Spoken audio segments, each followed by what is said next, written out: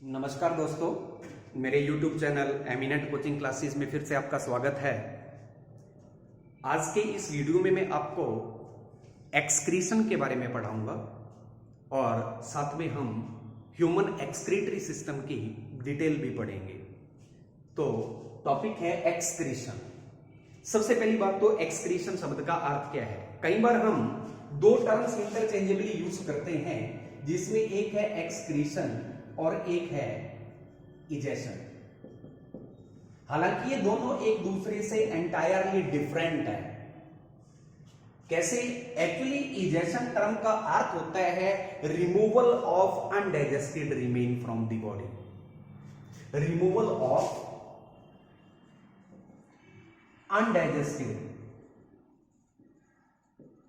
Remains. अब जो undigested remains हैं, they are always eliminated through part of alimentary canal. Means anus से जो हम फीकस डिस्कार्ड करते हैं वो इजेशन टर्म के लिए प्रोडक्ट है। अब बात आती है एक्सक्रीशन की। एक्सक्रीशन का मतलब होता है removal of metabolic waste. Metabolic waste. अब मेटाबॉलिक वेस्ट का बॉडी में से एलिमिनेशन ये कहलाता है एक्सक्रीशन। एक टर्म और भी हम यूज करते हैं, दैट इज ऑस्मोरेगुलेशन। ऑस्मोरेगुलेशन। अब ऑस्मोरेगुलेशन का क्या अर्थ होता है? इसका मतलब होता है regulation of osmotic pressure of body fluids by controlling the amount of water and salts in the body। यानी शरीर के अंदर वाटर और साल्ट की कंसंट्रेशन को मेंटेन करके रखना, दैट इज ऑस्मोरेगुलेशन। ये भी एक्सक्रीटरी सिस्टम का ही एक पार्ट है, ऑस्मोरेगुलेशन। अब बात आती है कि जो एक्सक्रीशन की प्रोसेस के दौरान मेटाबॉलिक वेस्ट बनते हैं, वो मेटाबॉलिक वेस्ट कौन कौन से होते हैं? मेटाबॉलिक वेस्ट कौन कौन से हैं?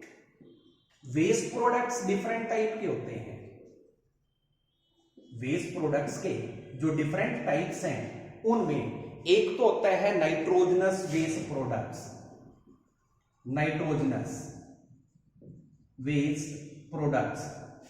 अब जो नाइट्रोजनस वेस्ट प्रोडक्ट्स हैं, they are the major waste products which are formed during the breakdown of either you can say amino acids or nucleic acids especially।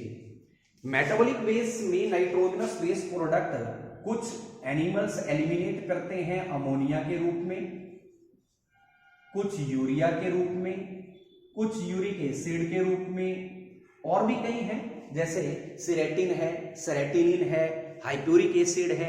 ये सभी नाइट्रोजनस मेटाबॉलिक वेस्ट है। एक नॉन नाइट्रोजनस मेटाबॉलिक वेस्ट होते हैं। जो non nitrogenous हैं, जो non nitrogenous metabolic waste हैं, इनमें आ जाता है जैसे ऑक्सैलिक एसिड है या लैक्टिक एसिड है। ये नॉन नाइट्रोजनस मेटाबॉलिक वेस्ट है। इसके अलावा जो एक्सेस केमिकल्स हैं, एक्सेस केमिकल्स। अब एक्सेस केमिकल्स के भी कई एग्जांपल आप दे सकते हैं। उदाहरण के लिए एक्सेस मिनरल्स हैं या एक्सेस ड्रग्स हैं, स्पाइसेस हैं, विटामिन्स हैं। ये सारे के सारे एक्सेस हैं। या बाइल पिगमेंट्स हैं। बाइल पिगमेंट्स में बाइलिरुबिन हो गया, बाइलिवेल्डिन हो गया, ये भी मेटाबॉलिक वेस्ट हैं। यूरोक्रोम हो गया। इवन कार्बन डाइऑक्साइड भी मेटाबॉलिक वेस्ट है। एक्सेस वाटर भी। अब इस हिसाब से आप बता सकते हैं कि वेस्ट प्रोडक्ट्स डिफरेंट काइंड के होंगे। आइदर वो नाइट्रोजनस वेस्ट प्रोडक्ट है, नॉन नाइट्रोजनस वेस्ट प्रोडक्ट है, एक्सेस केमिकल्स हैं, बाइल पिगमेंट्स हैं, कार्बन डाइऑक्साइड है या एक्सेस वाटर है। तो ये तो बनी बात इन वेस्ट प्रोडक्ट से रिलेटेड। अब एक और बात, कुछ जीव ऐसे होते हैं जो नाइट्रोजनस वेस्ट मटेरियल को अमोनिया के रूप में डिस्कार्ड करते हैं। उन एनिमल्स को नाम देते हैं अमोनोटिलिक एनिमल। और टर्म का नाम है अमोनोटेलिज्म। अमोनोटेलिज्म मतलब removal of nitrogenous waste material in the form of ammonia. और जितने भी एक्वेटिक ऑर्गेनिजम्स होते हैं ज्यादातर लोअर फॉर्म्स ऑफ लाइफ में, they all eliminate nitrogenous waste material in the form of ammonia, or ammonia is a gaseous nitrogenous waste which is eliminated through general body surface of the organism। इसके अलावा जो urea के रूप में discard करते हैं उनको बोलते हैं यूरियोटिलिक एनिमल्स, और टर्म है यूरियोटेलिज्म।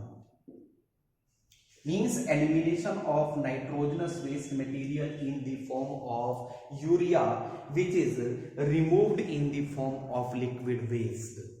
और जितने भी मैमल्स हैं वो सभी नाइट्रोजनस वेस्ट मटेरियल को यूरिया के रूप में डिस्कार्ड करते हैं। एक है uricotelism, elimination of nitrogenous waste material in the form of uric acid. Uric acid is a solid nitrogenous waste material which is eliminated by all birds and many reptiles. They eliminate this nitrogenous waste material along with fecal matter. So they all animals are called यूरिकोटिलिक animals। और कुछ अमोनोटिलिज्म भी show करते हैं, अमीनोटिलिज्म। अमीनोटेलिज्म का मतलब होता है removal of nitrogenous waste material in the form of amino acids as such. कुछ क्रस्टेशियंस इस रूप में भी नाइट्रोजनस वेस्ट को एलिमिनेट करते हैं। अब हम बात करेंगे ह्यूमन एक्सक्रीटरी सिस्टम की। ह्यूमन एक्सक्रीटरी सिस्टम,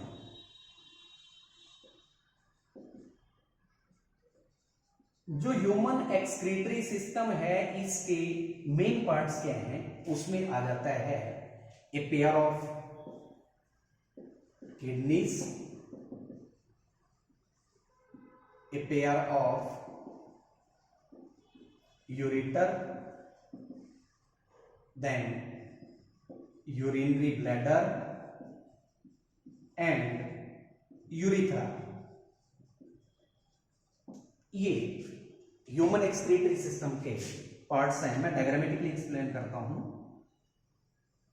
ये राइट किडनी, ये लेफ्ट किडनी। जो लेफ्ट किडनी होती है that is slightly above than that of right kidney and it is slightly larger than that of right one also. अब यहां से ureter originate करती है, जो जाकर के खुलेंगी यूरिनरी ब्लैडर में। They are somewhat oblique towards the lower part where they open into urinary bladder. ये मान लो यूरिनरी ब्लैडर है, ये यूरिथ्रल स्फिंक्टर मसल, इनमें यहां पर एक ट्रायंगुलर एरिया होता है ट्राइगोनम वेसिकी। दोनों किडनीज में एक एक आर्टरी और एक एक वेन इनर्वेट करती है।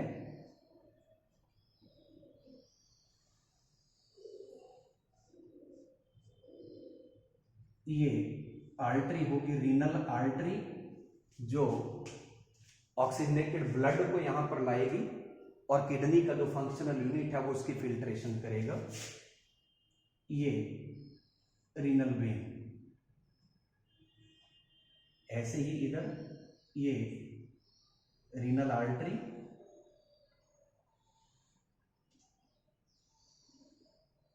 और ये रीनल वेन,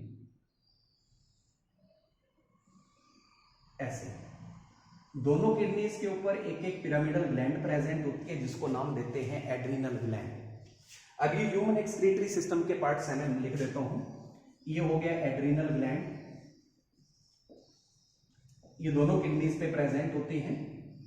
ये होगी लेफ्ट किडनी, ऐसे ही दूसरी राइट किडनी बन जाएगी। ये यूरेटर्स दोनों, ये यूरिनरी ब्लैडर,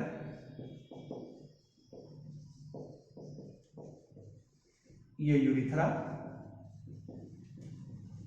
यहां पर यूरिथ्रल स्फिंक्टर,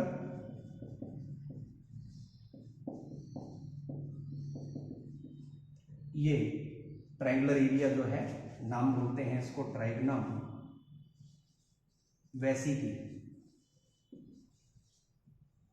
ये होगी रीनल आर्टरी, सेम इधर ये रीनल वेन, इधर लिख देता हूं मैं रीनल वेन। ये ह्यूमन एक्सक्रीटरी सिस्टम के मेन पार्ट्स हैं। अब हम पढ़ते हैं इनकी डिटेल। सबसे पहले बात करते हैं पेयर ऑफ किडनीज की। अगर हम किडनीज की लोकेशन की बात करें तो जो किडनीज होती हैं they are a pair of reddish brown which are slightly flattened bean shaped structures which lie in the abdominal cavity or they are attached to the dorsal body wall। दोबारा फिर बोल रहा हूं कि जो किडनीज हैं they are a pair of reddish brown slightly flattened bean shaped structures which lie in the abdominal cavity attached towards or attracted towards the dorsal body wall। Externally जो kidneys को प्रोटेक्शन प्रोवाइड करते हैं वो करते हैं two pairs of floating ribs. Back side से जो two pairs of floating ribs हैं वो किडनी को प्रोटेक्शन प्रोवाइड करते हैं। जैसे मैंने बताया कि जो लेफ्ट किडनी होती है that is slightly above as well as larger than that of right one. Average size की अगर आप बात करें तो एक kidney nearly 10 centimetre long, 5 to 6 centimetre wide and nearly 4 centimetre thick होती है। 4 centimetre thick reddish brown colour की होती हैं। शेप आपके सामने है कि समवट बीन शेप्ड होती है। उसके बाद इसके इंटरनल स्ट्रक्चर में बाद में बताता हूं। उसके बाद आता है पेयर ऑफ यूरिटर।